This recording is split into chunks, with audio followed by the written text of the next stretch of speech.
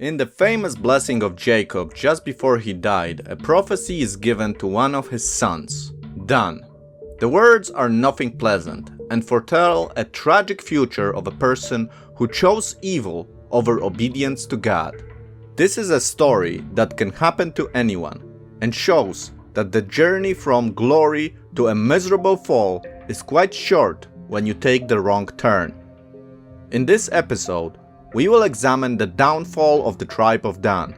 We will look at the things that led to this tragedy and examine the archaeological evidence that testified to great idolatry.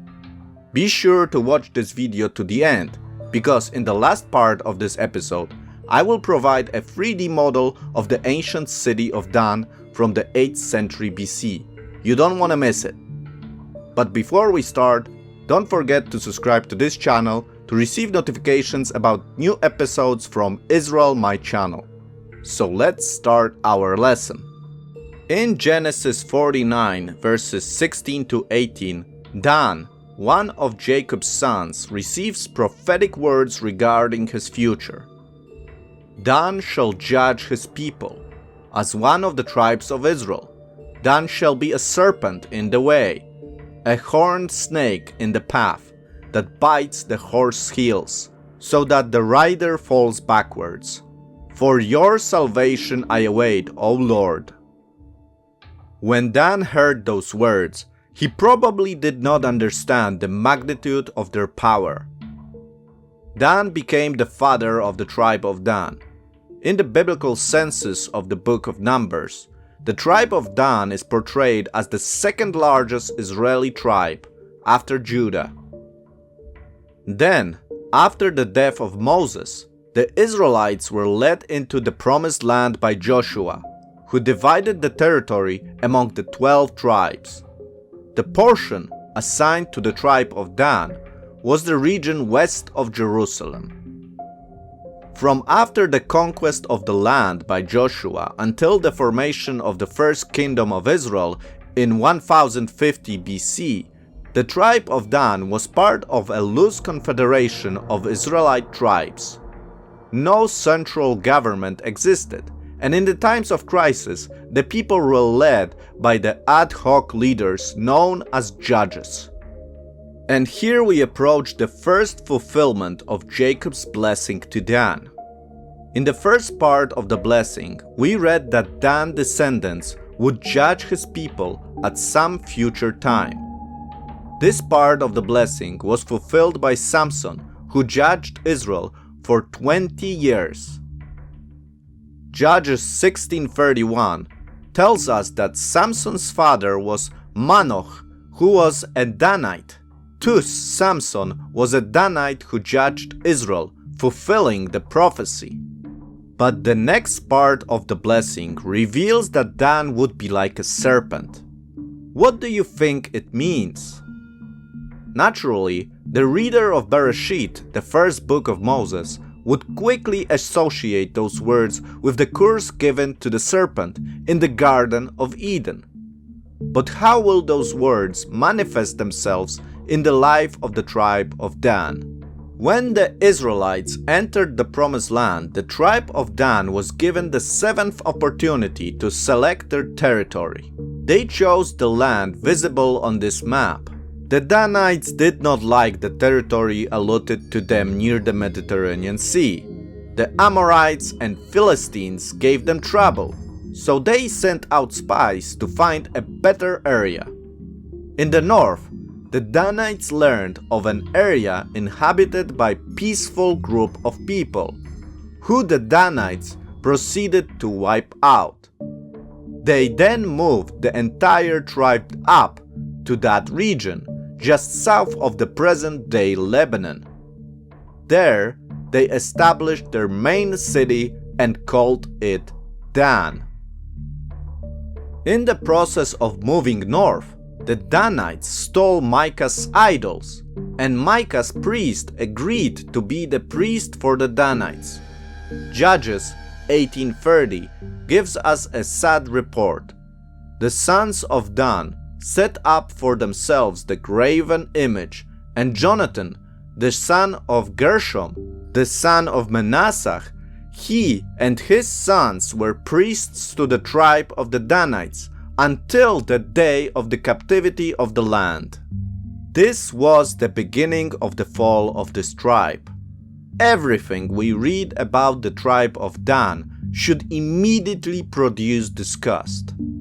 They rejected the land that they received because they did not feel like fighting the enemies of God. Instead, they looked and saw a piece of land that appeared more attractive to them. Just as Eve in the Garden of Eden looked at the forbidden fruit and chose to disobey God, so now the sons of Dan commit great evil and killed the defenseless people of Laish. But that was just the beginning of the evil that was growing in their hearts. Their turn from God becomes more evident when they manifest it by creating images of false gods that they begin to worship. Israel was to clean the promised land from the idol worship. Instead, the tribe of Dan creates more images that are an offense to the one true God. Like the people that built the ancient Tower of Babel, the sons of Dan are proud and create their own rules to follow. Only the Levites were to be priests among the nation of Israel and perform the worshipping of God in designated Levite cities. The tribe of Dan decides to ignore God's laws and follow the laws they create themselves. They make Jonathan and his sons a priest for themselves. The culmination of Dan's idolatry is visible after the northern tribes split from the house of David and reform a kingdom of Israel as the northern kingdom. King Jeroboam I establishes two pagan worship centers. One is in Bethel and one of them is in Dan. This man-made worship at Dan centered on a golden calf. It is a return to the sin that the sons of Israel made when Moses was receiving the law of God at Sinai. The Danites continued in apostasy and idol worship until the Assyrian Empire took them captive in 722 BC. They were actually the first tribe that was conquered by Assyria, because out of their own choosing, they occupied the land that Assyria attacked first. And so, Dan was the snake that bit the people of Israel. They were the pioneers in idolatry and disobedience to God.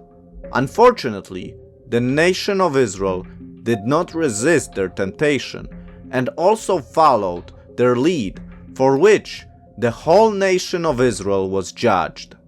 But what is interesting is that after so many years, we can actually find archaeological evidence that testified to this biblical story. What I am about to show you now are incredible finds showing that the biblical story really happened. Archaeologists actually found the ancient city of Dan, and it is located in northern Israel at the foot of Mount Hermon. Today, people visiting this place will be able to see remains of the walls that became a huge idol worship center in northern Israel. Here you can see the uncovered remains of the Israel city located at Tel Dan. This is an aerial view looking from south.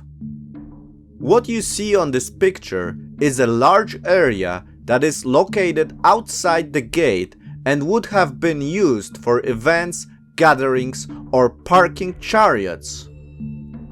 The double gate system is distinctly Israelite, as with other gates in the land. It has an outer gate and an inner gate with strong, massive fortifications. A fourth-chambered gate is on the outer section with a path leading to the inner gate. You can also see a path that is leading through another gate to the cult center. I made a 3D reconstruction of this place so that you can see how it would look like in the past. In the large open area, we see the first evidence of false idol worship. Archaeologists found standing stones that were part of an altar at the entrance of the city. High places near the gates are mentioned in connection with the reform of Josiah. He broke down the shrines at the gates we read in 2 Kings 23:8. Here you can see a small platform over which a canopy was supported by pillars. This may have served as a location for the king to sit outside the city walls, or again it may have been used as a place of idol worship. As we follow the paved road inside the city, we cross another Israeli gate and enter the main center of idol worship. This is where the Israelites constructed a temple to the false gods and created a podium. Here is a picture of how it looks from a bird's eye view. And here is a 3D reconstruction of this place.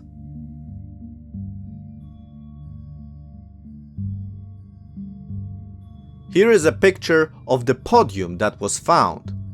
Archaeologists generally agree that this excavated podium was the one that Jeroboam constructed to house the golden calf at Dan. Evidence of a four-horned altar has been found, as well as a number of religious objects, including 3 iron shovels, a small horned altar, and an iron incense holder. Thank you for your attention. I hope you enjoyed this episode, which was supported by the 3D model of the ancient city of Dan that I created. If you like my work, you can support me by joining the Israel My channel. Have a great day and see you soon.